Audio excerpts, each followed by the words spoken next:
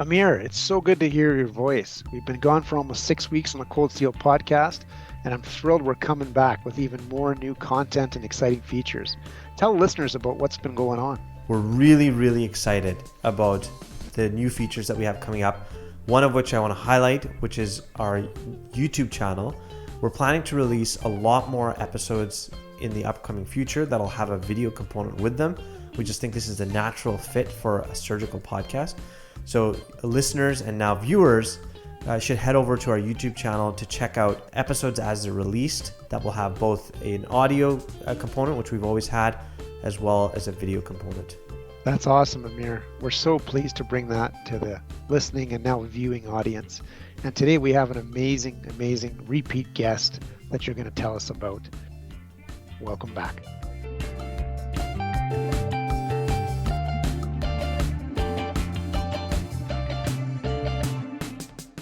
We're absolutely delighted to be back with you all, starting up our new season of Cold Steel. After a few months hiatus, we're excited to bring you lots of fresh new content, and especially more video content to accompany the podcast.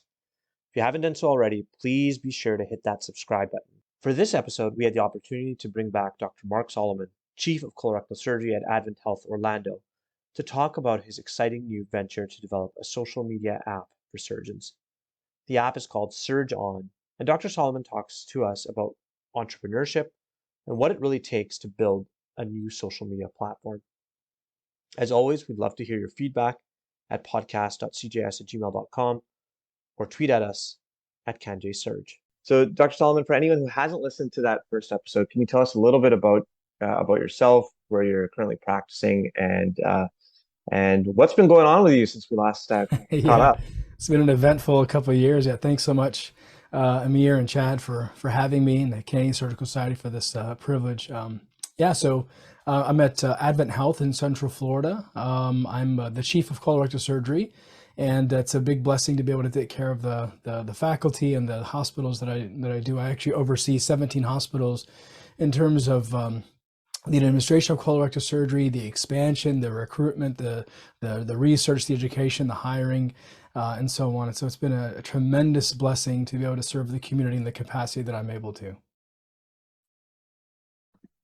That's fantastic, and we're aware of all the many irons that you got going in the fire. Yeah. So one of the big things that we wanted to get you on to talk about today was this new venture that you started. I don't know how you can manage to do something like this on the side, just your side hustle, as they say, which is this new social media app for surgeons. And obviously in the time that we're living in, social media is an incredibly crazy place on many different levels. But can you tell us a little bit about this new social media platform that you're designing for surgeons? Yeah, so this platform is called SurgeON. It's a play on the word surgeon, of course, and actually, basically, it during the pandemic and even before that, and certainly afterwards, we've noticed obviously a massive benefit to staying connected in all forms of life, whether it's face-to-face events, whether it's in the operating room, whether it's from a personal perspective, and even a professional perspective. It would not come as a surprise to see that the reason Amir, you and I and Chad and all of us have actually come to know one another is through the magic of social media. And there is no doubt that social media has certainly evolved the manner in which we communicate, in which we learn, and in which we actually take care of our patients. SurgeON actually takes the good of Twitter, the good of Facebook, the good of YouTube, the good of Instagram, and kind of leaves the bad and amalgamates all that into one surgical centric ecosystem. And it's a iOS, Android, and web application that launched just over a year ago, August of 2021. And basically, it's our answer to the, let's call them deficiencies that exist within public social media. It's a big lift. It's a very ambitious endeavor, to say the least, but it is something that myself and my partners that bit this project off are deeply inspired by, and think that this is truly the future of surgical social networking. It sounds so phenomenal, and obviously the potential, and I'm sure where you're going to take it's super exciting, and it's going to be unbelievable. Can you tell us what SurgeON really is structurally, and then particularly what makes it unique? You kind of hinted at a little bit there, but what really separates it mechanically and in terms of the delivery and the potential from the typical other social media platforms, what we all use or don't use? Yeah, so it's I mean, mechanically and structurally, it is a standalone application. The At the crux of it is for surgeons by surgeons. In that it is a completely custom built application, a custom built web application, where the surgeons live at the center of it. Data is not collected. The privacy is of the utmost importance. I don't like my data being sold. I don't like my data being collected. And so that is at the central ethos of it, as a personal data is not collected, therefore it cannot be sold.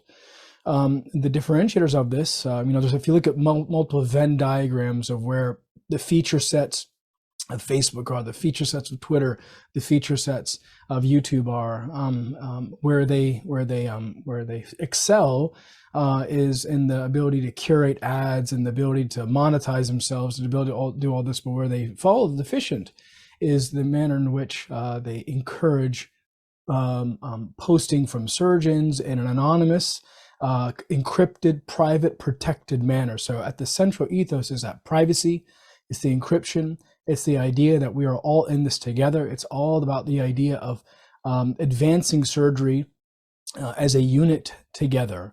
Also, we find that there's tremendous capabilities of public social media, but where the same thing is, or the deficiencies are. For example, there is no discoverability, and not discoverability in a legal sense, but I can't easily discover, for example, what's happening in as a colorectal surgeon. I can't easily see what's happening in my urologist's operating room, what's happening in my gynecologist's operating room.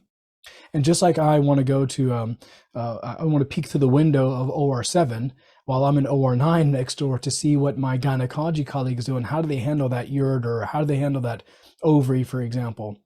We took that same approach in SurgeON, in which it's an open, community-centric approach in which there's one colorectal community, there is one gynecology community, there's one urology community, not a robotic community, not a laparoscopic community, but all the specialty exists in one central community.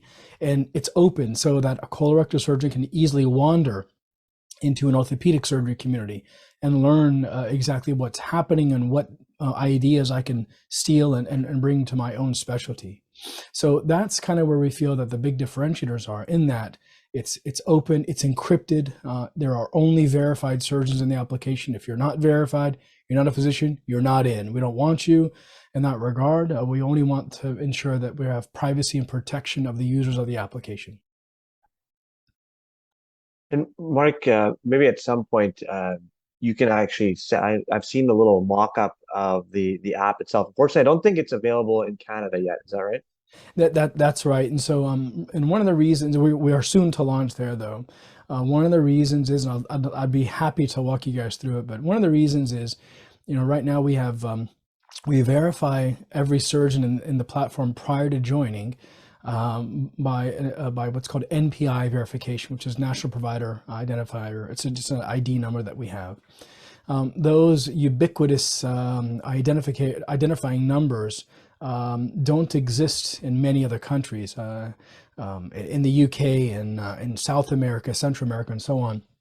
And so as we begin to scale outside of the United States, we want to make sure that the algorithms, that the data privacy policies and everything that we have in the application are solid, which they are, as we then roll out to now the next phase of our verification processes, in which there's going to be there will be a manual verification process that has to occur once we roll out of the United States. And so stay tuned, it will be coming.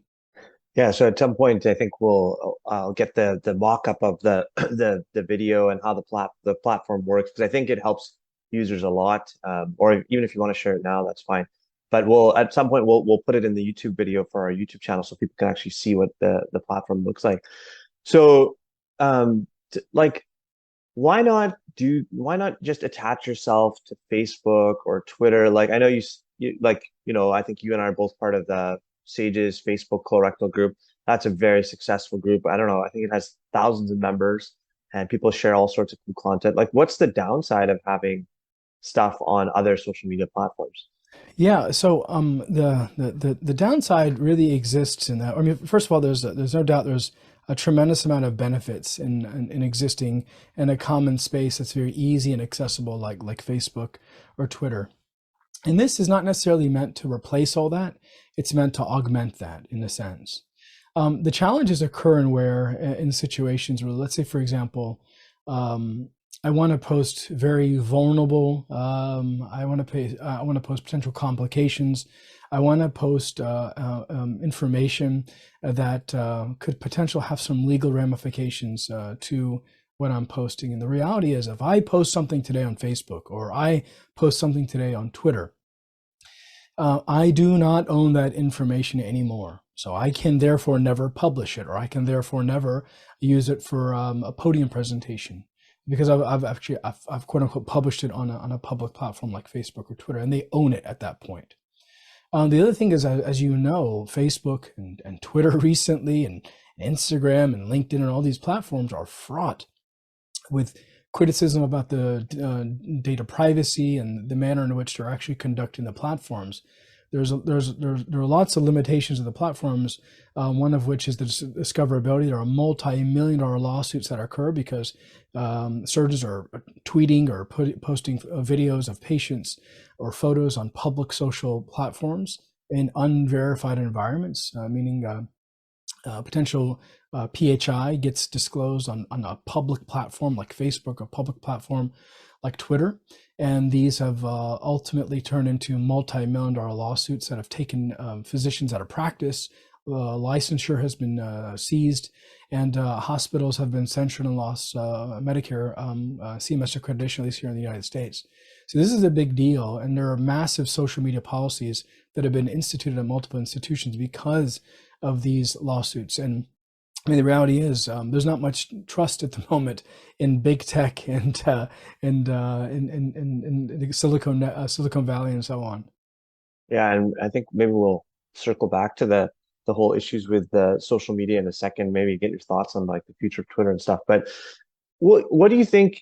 There are other social media platforms for physicians out there, like Doximity, and I even saw something else the other day on Twitter that someone was posting about. But I get the sense that none of them have been particularly successful, particularly for surgeons. Like, you think about the American College of Surgeons had this kind of communities thing that they had built into their website. I don't think was particularly successful. What do you think?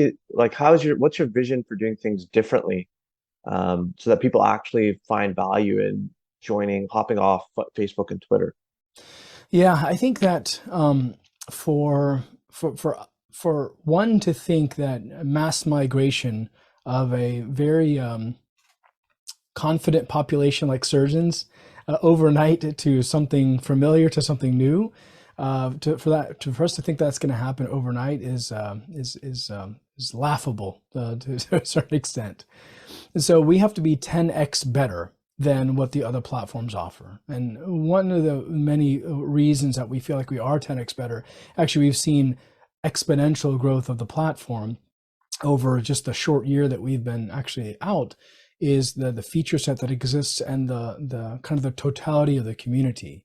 I'll give you a quick example, and I'll show you this one if we have an opportunity for me to demo the application. But let's say right now I have a robotic case in the morning that I need to review for, and there's not really a good. I mean, where do I go to review that? I'm going to go to Facebook. I mean, Facebook, fantastic, but the problem is you can't pull those posts back out. I may have had a phenomenal conversation on Twitter a week ago, a month ago, a year ago, but there's no prayer of me to get that back out. So one of the ways that we're 10x better in those regards is our ability to catalog and retrieve posts, and then retrieve specific videos or webinars or those that have images in it, and rank order them according to the true community vote, and not the vote of an algorithm of someone that is not a physician, for example.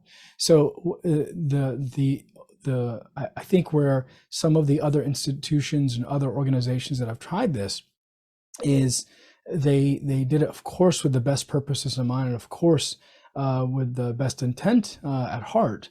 But I think that we're taking a slightly different spin on this, because we're not just for general surgery, we're not just for colorectal, we're not just for one specialty, but we're for any procedural specialty, and we've taken it to that level with all the different feature sets that we've kind of built in.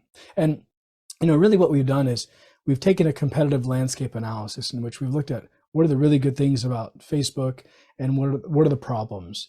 Same thing for Twitter, same thing for YouTube. And we looked at basically all the problems that exist. And there a few themes arise when you take that approach. One of the themes is post categorizability. In other words, you can't really retrieve those posts. One of those is fragmentation. You don't know where to go for a specific specialty.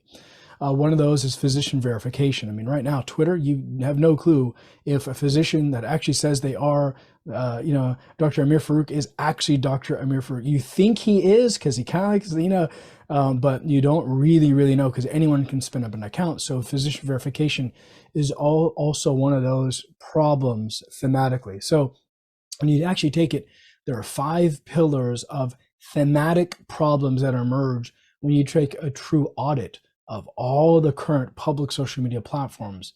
And effectively what we've done is, in a very algorithmic and the most scientific manner possible, we have mapped solutions to each one of those thematic problems. And that's basically where the feature set of SurgeON was built. So we hope that these thematic solutions that we've come up with, designed for our colleagues by us surgeons, doing user testing, ensuring that the manner in which we're addressing a specific problem truly solves, truly is the solution or a solution to a problem, and we're quick to respond to the feedback of our colleagues. We hope that actually allows it to be adopted even quicker. And we've seen a tremendous, very, very robust and very heartwarming kind of uptick in the utilization of SurgeON. That sounds so exciting, Mark. And just listening to you, you've already taught me personally so much about the landscape in the last 15 minutes here. I want to drill down a little bit, if you're willing, on the concept of verification, not only because I think it's probably at the forefront of a lot of people's minds, given Twitter and the discussion in general broadly right now, but not to be too personal. In Calgary here, we've had 2 surgeons actually commit suicide in the last 6 weeks or so. And when I listen to you and how you describe this platform, it seems like if you can get the verification piece and the privacy piece and the security pieces solid and really different from all the other examples you mentioned, then this could be a really safe space to talk about some of these issues that maybe are beyond the clinical context of what we do every day. I'm curious if you can sort of drill down on the verification side of it, and if you see a vision for that sort of sharing non-clinical conceptual domain. Yeah, actually, Chad, thank you so much for bringing that up. Physician verification is a big deal. And right now, everyone on the platform has a blue check mark. We have verified their identity. We know who they are. We know their taxonomy. We know that state they practice in. Not because we're collecting necessarily that information, but we use it for verification, and then it's gone after that. And when we go international, it's going to be a 2-step verification process in which, obviously university type email plus an ID badge to ensure that you are who you say you are, is part of that process, because I want to make sure that if I'm truly opening myself up for, guys, I had this terrible complication. What do I do? How do I handle this? What would you guys do? And what would you guys how would you handle this? I want to make sure that I'm actually speaking to trusting colleagues that's not going to take it and use it against me as competition, or use it, sell it to the press, or leak it to the press, or have the press themselves use that for a lawsuit, for example. And so, this is a very, very, very, very, very serious thing that we've thought extensively about, and actually we've had multiple healthcare attorneys, multiple firms help us out with the best verification process to get through this. We've designed, I think, a pretty robust methodology to do it. And to that point, and Chad, kind of to your what you're mentioning, is we don't just have surgeons on the platform. We actually have psychiatrists, and we have coaches and self-help coaches and psychologists on the platform for self-care communities and also palliative care communities. Taking care of surgical patients is not just cut, cure, move on. It's how do I, as a high-functioning type A individual, manage when my surgeries fail and I hurt a patient, or when I'm not at my best and I'm very vulnerable and I can't show my trainees and I can't show my nurse practitioner. I don't even show my wife how I'm struggling with something. Sometimes the only person that'll understand me is another surgeon who has been through 7, 8, 10 years of training just like me, who has been up all night stressing out about a patient. Sometimes the best person is somebody that has walked in my shoes and walks in my shoes today. And so we take very seriously to ensure that the people that you're talking to are who they say they are and can truly lend a helping hand. And we have had physician assisted we have had self-care community and depression and PTSD as a surgeon webinars that have been hosted on the platform already by psychiatrists and self-care coaches. And those are probably some of our best attended webinar streams that occur, and those that are actually consumed in post, because it's such a prevalent issue. Because it's sad when anyone takes their life, but it just tears at your heart when it's a colleague of yours that lost their lives and had ultimately sacrificed themselves because of the calling that which we were all called in the medicine. And yeah, it's a sad situation, but I think that this, if this offers a scintilla of help for one person, and then it was all worth it. Yeah, I couldn't agree more. You have that sense, I think, like we all do in those situations, that if there had just been the right opportunity for, personal disclosure and a safe environment, that perhaps the outcome would have been different. So I'm really excited about your platform, and I think it could be not only revolutionary but really game changing on the non-clinical side as well. When we just switch gears on here a little bit, I think when we all listen to you, your passion for this and the importance of this comes through, but also your language. You sound like an entrepreneur, which is so great, and I mean that in the best sense of that word. Some of Amir and our best friends in Canada, I would also classify as entrepreneurs, entrepreneurial surgeons. I'm curious where that bug comes from and what the initial exciting trigger has been for you for this, because it's real exciting. Yeah, thank you. I think that in the heart of each surgeon, we fix problems, right? I mean, if something's broken, we fix it. There's a cancer, we take it out. There's a bone broken, we set it. Entrepreneurship is not necessarily very different than that. We see a problem, we find a solution for it. And although this is not as binary, black and white, this is broken, put a stitch in it. This is a little more complex, and that it's multiple complex layers, and there's not one single particular solution to this. And I think that the complexity of trying to solve this massive issue of privacy, encryption, physician verification, categorizability of posts, CME, and bullying, and all these things that occur within current social media, that challenge actually kind of brings out the surgeon in me, in which we want to fix it. And I think that equates very nicely to that entrepreneurial spirit, in which we will stop at nothing to help our patients. We will stop at nothing to make sure that we're delivering the best, most evidence-based care. And I think that it's not very much different than that, in that we're going to do research to figure out what the best features are for the platform. We're going to figure out what the big problems to solve. We're going to distill it down to the common root causes of what are the true issues, and attack it according to that. And I would say we literally take people apart and put them back together for a living, and we do it mostly successfully. And so I think that for us to build a little application like this and, deal with complex issues like we're dealing is not nearly as complex as, surgical decision making in rectal cancer or whatever, but we can learn it just like many other people do.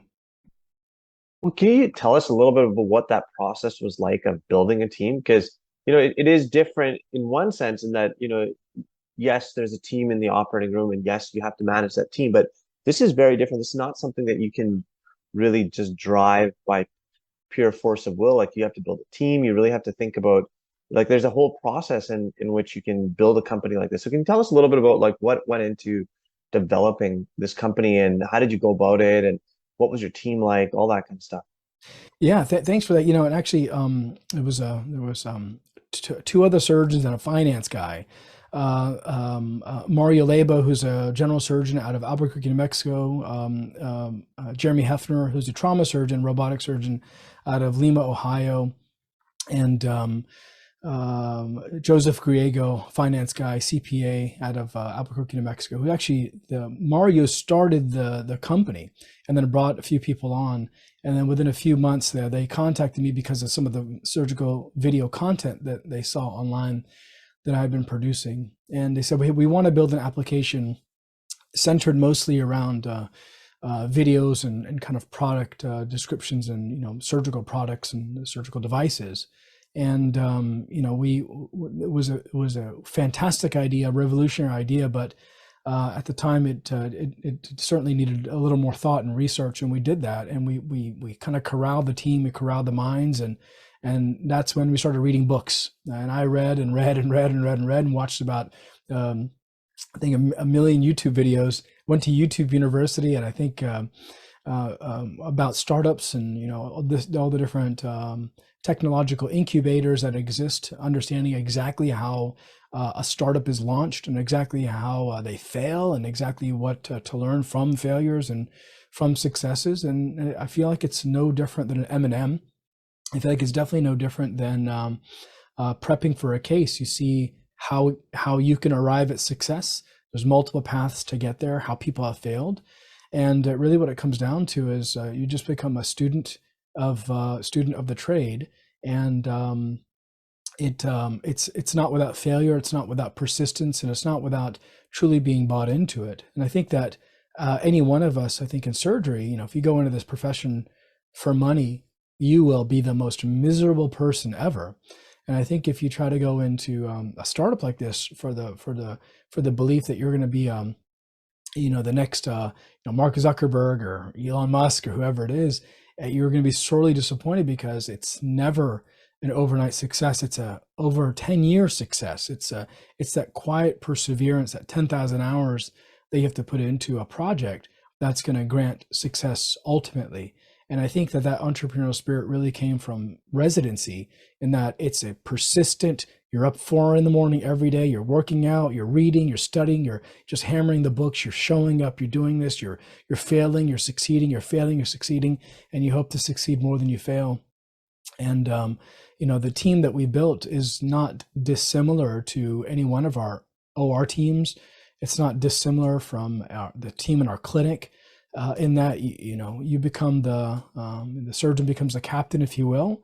I quickly took over as CEO of the company in terms of the directionality of it, because of the I think the sheer will and sheer muscle we're trying to just get through it, and through that it became the idea of building teams, playing up on people's strengths, knowing that you can't necessarily build up on someone's weakness, but play up their strength and find someone else to fill in a gap of a weakness that exists on a team. Whether it's on the development team, on the marketing team, the finance team, the CME team, the content team, recruiting people to the platform, recruiting key opinion leaders to run each of the communities. Each and every one of the team has a key role. And each one of us has a sphere of influence that we've created to ensure the success of the platform. So it's a lot of luck too. So here we are. Was there anything surprising about the process that you didn't know about? Like we've all been sort of we've seen Shark Tank, there's the Pitch podcast. Like we've been exposed to entrepreneurship, but you wonder how accurate some of these portrayals are. So was there anything surprising about this whole process that you didn't think about? Yeah, definitely how hard it is. This, we figure, we've been through surgical residency, we've, trauma surgery and all this stuff, all sort of stuff. And there's no doubt it's hard, but it's that quiet persistence that venture capitalists and that, car wash entrepreneurs and the people on Shark Tank, Hershevek and all these people on Shark Tank and Mark Cuban always talk about. Like, oh, no, that's just them because they're not me. I got this. And sure enough, you realize that it's that quiet, deliberate persistence that absolutely they're not lying about. You're gonna want to quit.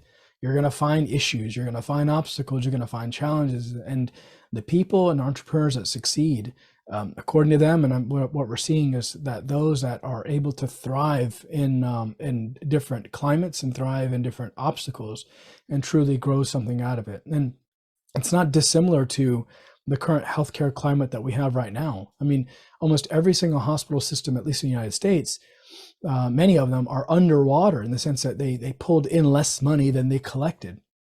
And we're using that, at least in my hospital system, as an opportunity that we're creating basically lemons out of lemonade. We're finding opportunity in chaos.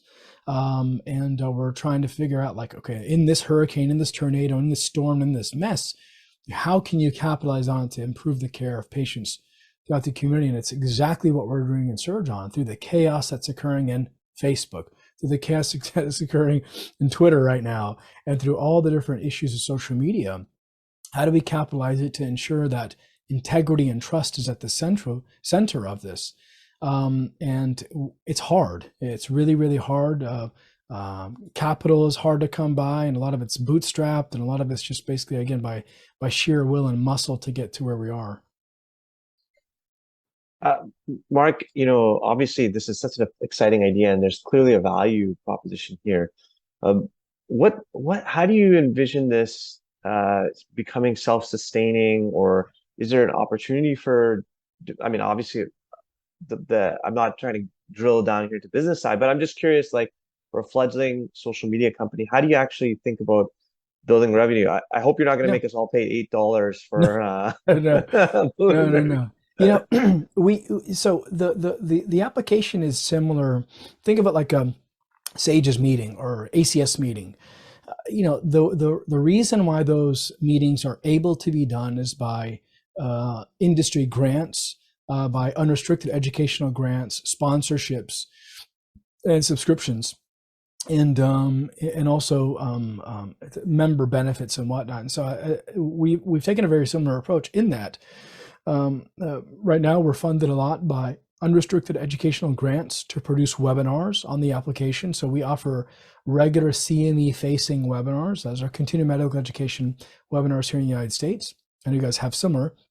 And so we basically charge some companies to actually allow us to produce these, and we get back unrestricted educational grants that basically help keep the hosting and the development going. Similarly, so that's one side of it, the educational piece of it. Of course, we have the industry sponsor piece. One of our main industry sponsors at the moment that we collaborate with is Intuitive Surgical. Intuitive Surgical, actually, we have an integration with them, first of its kind thing, and we're super excited about it, in which anyone that has the My Intuitive application on their phone is able to register for SurgeON, and immediately becomes verified in the platform. And what that does is it pulls in from My Intuitive all their case data, all how many numbers they've done, which hospitals that they operate at, and allows, again, just an extension of their ecosystem onto a surgical social platform like this. So that's educational grants, sponsorships, and a few of the things are like what we did here in Orlando, the Orlando Colorectal Congress, and we have many other meetings coming up in which we actually have a full event application built in. So for example, you go to a SAGES or ACS, or in our case, the Orlando Colorectal Congress, there's a full meeting app in the application in which You see who's speaking at the meeting, who's attending the meeting. You can chat with those participants. You can visit a user's profile, see, all right, Dr. Farouk's speaking at these 3 different meetings across the year, and I said, let me see exactly which lectures he's given, and I can see a history of every lecture that you've given. So we've able to basically been able to weave all these things together. So that meeting hosting was also an additional vertical revenue source for us, and so. And and the list goes on as to how these are funded.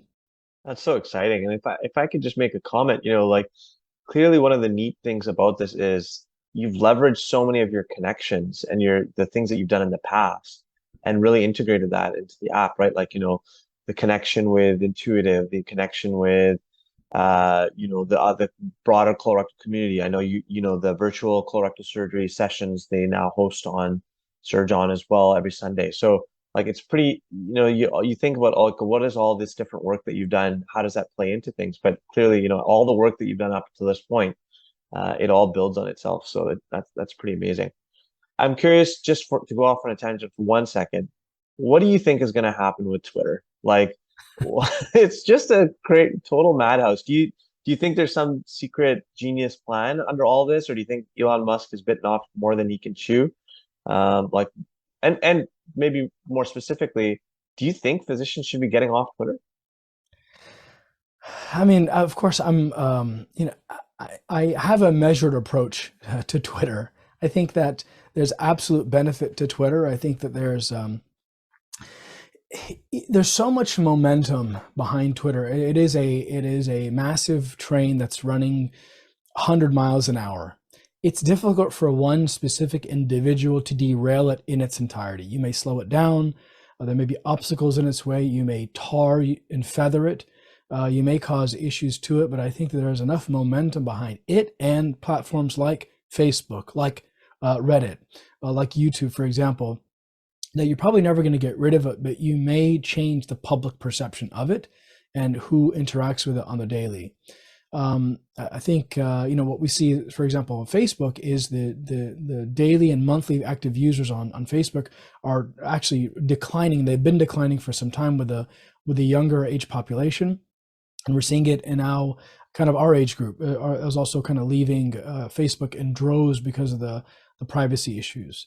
Twitter right now, we're seeing a massive uptick in the numbers simply because it's kind of like, I want to see what that car accident's looking like. I want to see the mass chaos that's occurring. I don't know how sustainable it is.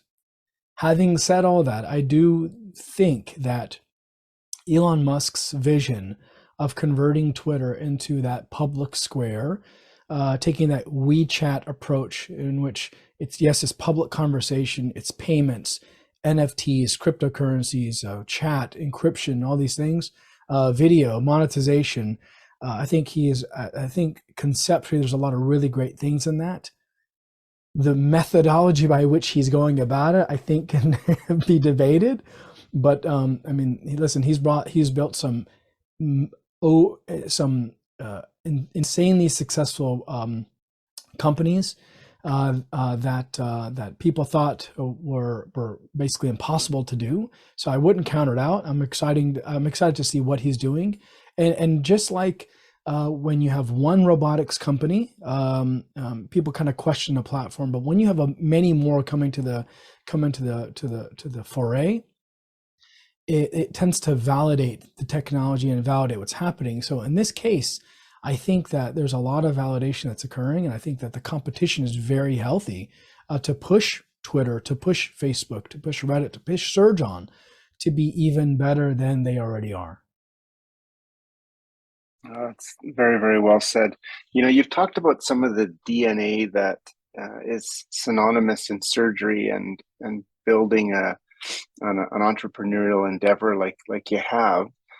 Outside of that, do you have any sort of Cole's notes or general thoughts in terms of advice for surgeons trying to work their way into that entrepreneurial space, whether it's tech or social media, or whether it's developing a widget, whatever that is? What sort of advice, looking back in terms of the process you've gone through, would you give others like us? Yeah, I think there was there's one book, I think, that probably helped distill this down the best for me. It's called The Lean Product Process. The author's name is escaping me at the moment. It's on my bookshelf back here, but The Lean Product Process. And in that, he talks about basically solving a problem. And it comes down to whether it's an instrument, whether it's a website, whether it's an app, whatever it is, solve a problem big enough to be worthy of solving. And if you're solving problems, then that's a big deal. And so, for example, say, hey, I built this website the other day, or I built this instrument the other day, I built whatever the other day. That's actually diving directly into a solution, as opposed to surveying, is this a big enough problem to solve? So really the way it kind of really should flow is figure out what the biggest problems exist talk to a bunch of users, surgeons, nurses, whoever it is, whoever you think could potentially be that potential user to it. Make sure that user or that user group is a niche enough and target enough audience, and then find out what, again, their biggest problem is and ensure that it's a big enough problem to solve, and then pitch the different types of solutions to said problem. One of those could be, I need sharper scissors. Well, is it really sharp scissors you need, or do you need a better methodology to cut that tissue? And maybe it's not scissors, maybe it's harmonic scalpel, maybe it's something we haven't even thought of yet. So instead of diving directly into solution space, truly think outside of the box about how to solve a problem that's big enough and worthy enough to be solved. And I think if you do that, that's really the start of it. And then beyond that, I mean, there's tons of books out there. Like I said, the Lean Product Playbook is probably one of the best ones to get through that product process, that minimally viable product process, and what that means, and how to iterate, how to build, how to scale, how to adjust, how to speak to users, which we're obsessed with. How to do that in a truly scalable and limber fashion.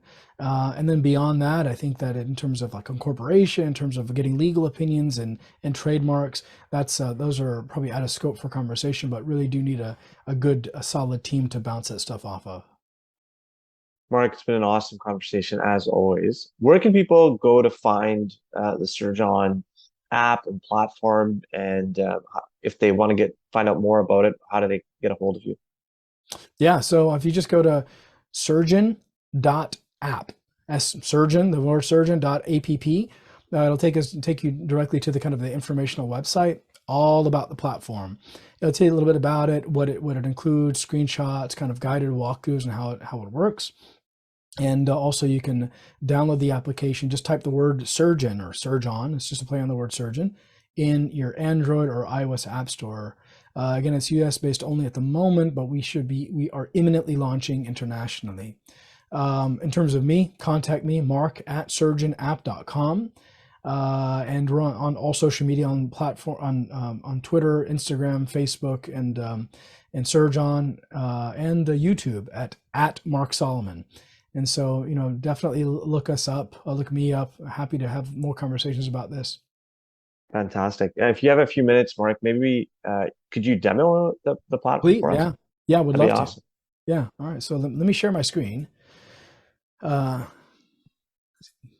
sure share. Yeah. There it is. There you go. Great. All right, so you're on my phone now, and so right now we're basically in the application, or this is my phone, and you can see it's just like any other social networking application. The icon on the top left is SurgeON, so we'll tap into it, and basically just load your SurgeON feed. And just like you would imagine, it's a social networking application, so you can have a feed. And right now, this is my home feed based upon my preferences. So this is Dr. Layla Rashidi just posted a video on a colostomy reversal, a rectal stump leak, and extensive lysis adhesions. Actually, SurgeON, we now have swag, by the way. So this stuff will be going on sale soon. So I just got that in the mail the other day. But so this is what the SurgeON feed looks like, and you can see that there's different feeds. There's a random feed, there's a Boolean coding rather community. There's an HPV community. And so basically what it exists is that the SurgeON is built specifically around community. And the whole crux and the DNA of the application is around community. So we have, for example, a colorectal surgery community, a trauma community, cardiothoracic community, a hernia community. And let's say I went into colorectal. You're going to be able to see every post with specific regard to colorectal surgery. We see there's 1,800 members, there's 510 posts. The posts exist here. You can see all the live webinars that are to be occurring in this community in a couple of days. You also see the list of members here. And let's say I went into one of these videos. I can see Dr. Rashidi here, just about to do this robotic colostomy takedown. You also see that she's tagged it with specific tags: colostomy takedown, robotic, and colorectal. And I'll show you what that means and looks like in just a second. But what I'm able to do is I'm actually able to give her a scalpel rating. It's kind of a 1 to 5 Likert scale about the quality of that post. And people that comment, I can also upvote or downvote their comments based upon the quality and the content of that post. Why this is important is when you back out here just for a moment, is I can come back to the home feed and I can say, you know what, I'm really interested in doing, I got a case tomorrow, and that case is worrying me, and I really want to watch videos. So I want to watch all the videos of the platform that are in colorectal surgery, for example, and I only want the abdominal cases, and I only want, let's see here, let's go to colostomy takedown, and I only want the robotic colostomy takedown videos. So I can actually filter and show the results, and sure enough, here's Layla's video. There's an integral course that I ran a while back, and that allows you basically to curate and search. But we can actually take that one more step. Let's say I'm actually going to search for transverse colectomy. Now I want to take it down to the individual operative step. I can actually say, you know what, I want to look for robotic transverse colectomies with an intracorporeal colocolonic hand-sewn anastomosis. And actually I can do that exact same search and find all the videos relative to a hand-sewn colorectal robotic anastomosis.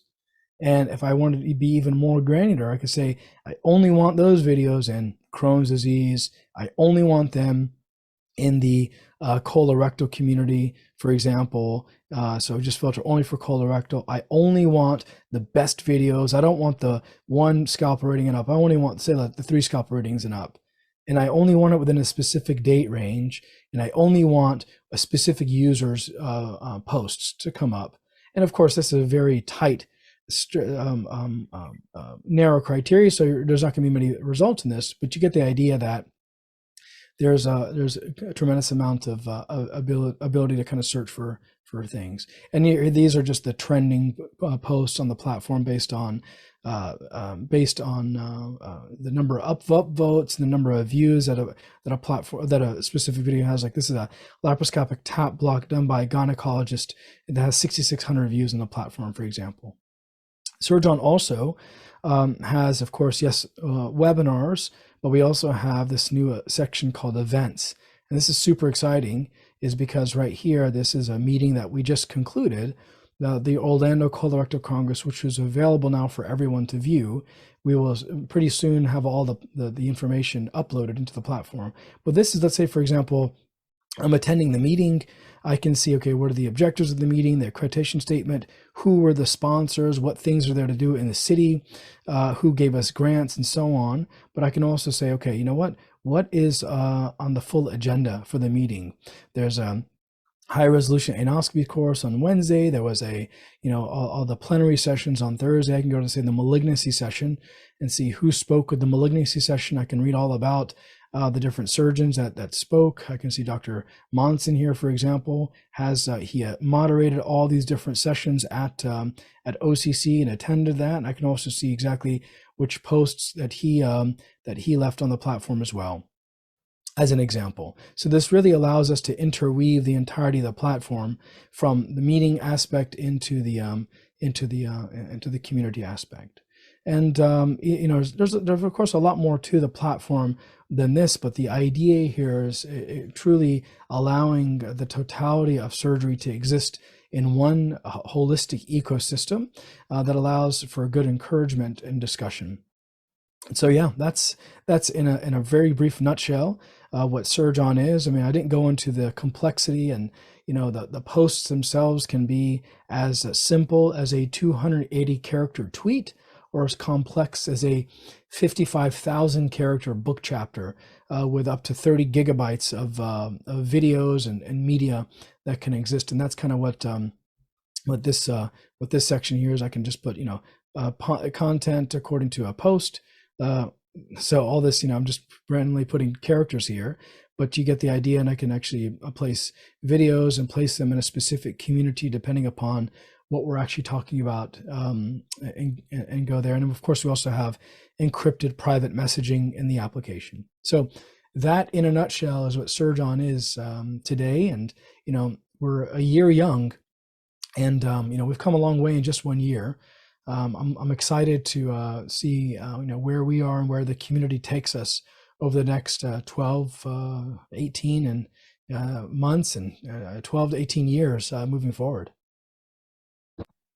Mark, it's amazing. Like, I'm particularly intrigued by the tagging of such specific steps, because I think that would have been incredible as a trainee. So do you have someone who's like come up with all these tags or filters a priori, or is that something that's sort of evolving over time? Yeah, very good question. So we initially it was myself and a few of the founders just coming up with all the most common tags. And let me show you what they look like. This is what the tagging index looks like. So basically, if I choose the specialty, let's say I choose colorectal, for example, it's going to then give me, for example, what domain. This is like, am I operating in the domain of the abdomen, the inner rectum, or the lumen? So let's say I just pick the lumen, for example. Then it's going to give me only those specific tags of the lumen, which is going to be anoscopy, colonoscopy, ESD, EMR, Zenkers, and TAMIS. And so I can tag it as a TAMIS operation, for example. And then it's also going to give me which approach. Did I use a robotic, a hand assist, a lap, for example? And which operative step is relevant to that one, to this one operation, for example.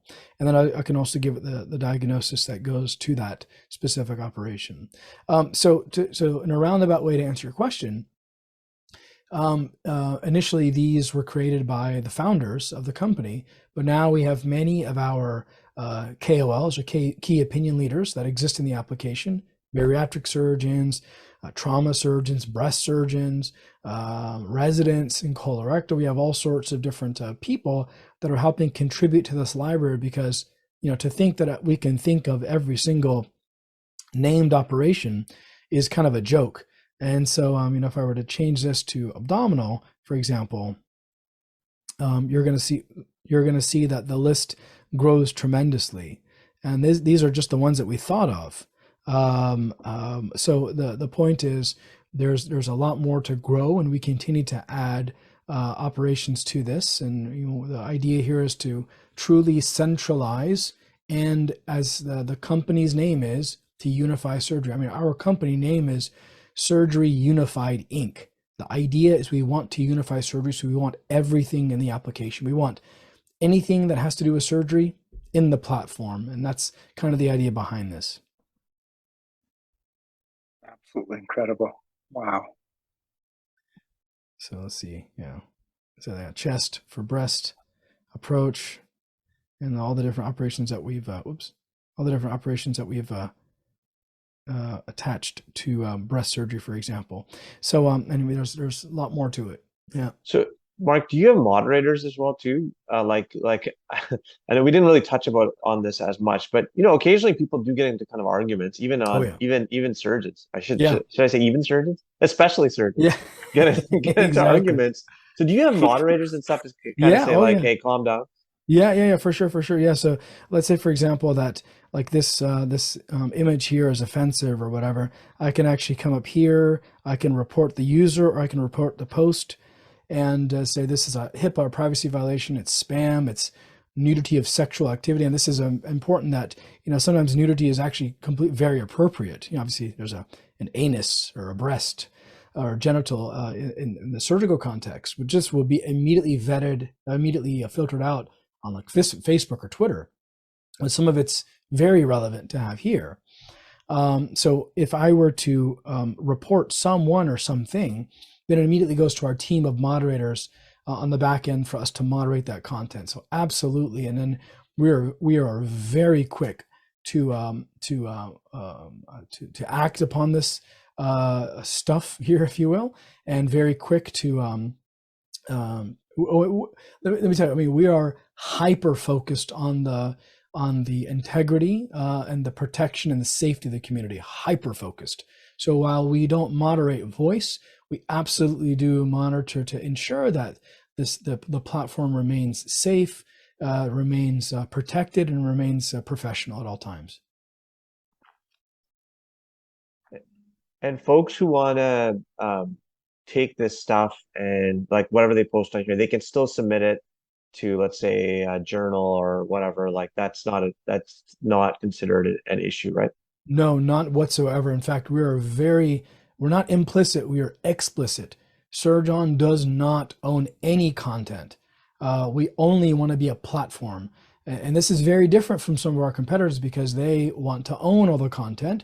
So it's no longer yours, but we are explicit in that you retain ownership. So you never have to worry about, can I repost this somewhere else or can I publish it elsewhere? And so it's not published here. You own it. You're just kind of getting feedback, if you will. And so many of us will actually post abstracts and manuscripts and research ideas just to get feedback from the community. And then even get help with, for example, just iterating and ideating around a project on even a video before we publish it and before we send it out. And it's, again, because of that express data ownership that exists and stays with the surgeon and with the surgical society at all times. Is there any thoughts, Mark, about for journal articles or like it's so hard to keep track of papers, and that was one nice thing about Twitter was being able to really like keep on top of new papers and stuff. I know. So beyond people, let's say, posting about it, or is there any specific, like I'm intrigued by your vision of like having everything on the app, right? Like having everything that's related to surgery on the app. So is there any thoughts about specifically partnering with journals or even textbooks and things like that? Absolutely. Yeah. So if I were to type rectal, let's just say rectal cancer, what we are in the process of doing is studying our users. And we've done several, oops, that's spelled wrong. But basically where we'll eventually come here is there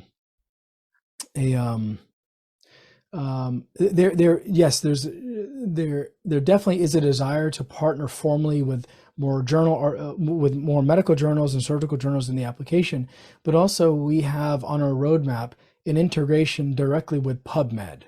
And what that PubMed integration would look like is actually you type in the search field and you actually search PubMed directly from your application, from the application here. So you no longer have to go to pubmed.gov. You can search it here and then do that entire PubMed search. You can chat about the articles, the abstracts, the manuscripts, and so on from within the application. That's on our roadmap to build. And we hope that becomes a value add to the user base as it is. But yes, we absolutely want and really desire to have a growing partnership with more and more medical journals, podcasts, and so on, so that way we can even centralize podcasts into one central area. Well, thanks so much again for joining us. It's been an absolute pleasure. Likewise, thank you for the privilege and honor. I really do appreciate it. And it's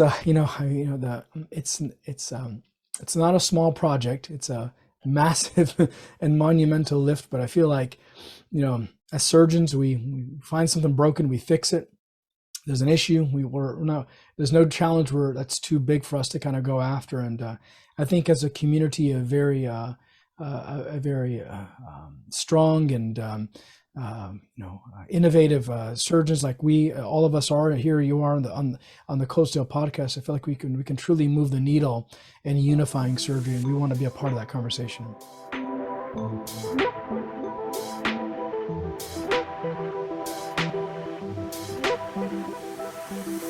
You've been listening to Cold Steel, the official podcast of the Canadian Journal of Surgery. If you like what you've heard, please leave us a review on iTunes. We love to hear your thoughts, comments, and feedback, so send us an email at podcast.cjs@gmail.com or tweet at us at CanJSurge. Thanks again.